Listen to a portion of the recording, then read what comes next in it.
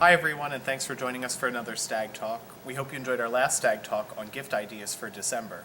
My name is Sean McElwee, and I'm a 6th grade teacher here at St. Agnes. And I'm Sue Gramling, and I teach 5th grade here at St. Agnes. Keeping Christ in Christmas. That's a phrase we've all become familiar with. But is it still very meaningful to us? What are some practical ways that we can actually do this?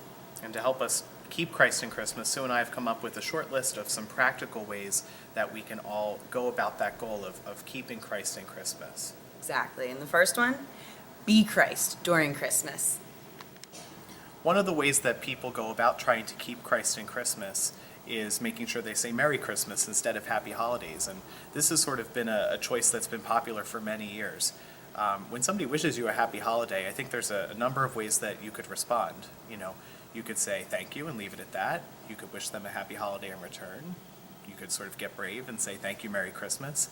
But I think whatever way you respond to that greeting, it's important to recognize that just as in all things we do, we want to be Christ for others. We want to act just like Jesus did. That old phrase, what would Jesus do? It certainly applies here.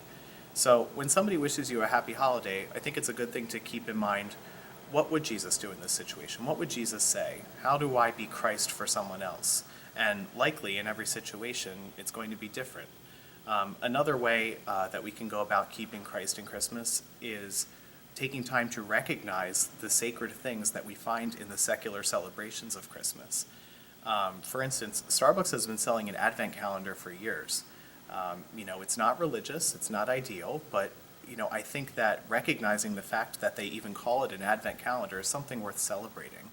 I was shopping this weekend for gifts for family, and I was amazed at the number of general religious gifts that were available to purchase at Home Goods.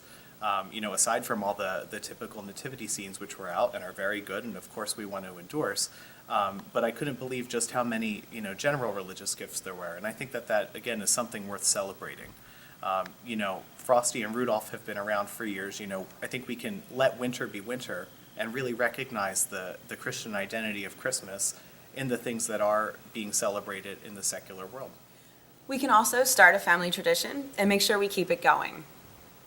Get an Advent wreath and light it. Make sure you get that Advent calendar and you open it every day with your children. Start to say grace before and after meals if you don't already. These are all easy steps that we can take to make sure we're keeping Christ in Christmas. And if you're looking for other resources, you can go to the U.S. Conference of Catholic Bishops website. That's usccb.org, and they provide a lot of great Advent and Christmas resources. Another great tradition that I've recently learned about involves, in addition to the presents that our children receive from Santa, the gifts that come from parents. Parents can give 3 gifts representing the gifts that were given to Jesus by the Magi. And they can be special gifts, important gifts that are different from, the ones that our children are asking Santa for. Gifts like an All About Me book or a journal or a story about Saint Nick, for instance, something that ties into the season. And another tradition, which I learned about from the website equippingcatholicfamilies.org, involves making 3 wise men out of felt and hiding them somewhere in your house, kind of far away from the nativity scene.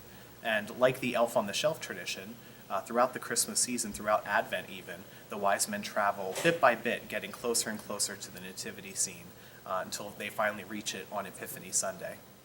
You can make sure to keep Christ in Advent too. Have fun with the premise of waiting and the surprise. We don't have to wait until Christmas to be able to talk about Jesus. Advent is really not a season where we pretend that Jesus hasn't been born yet.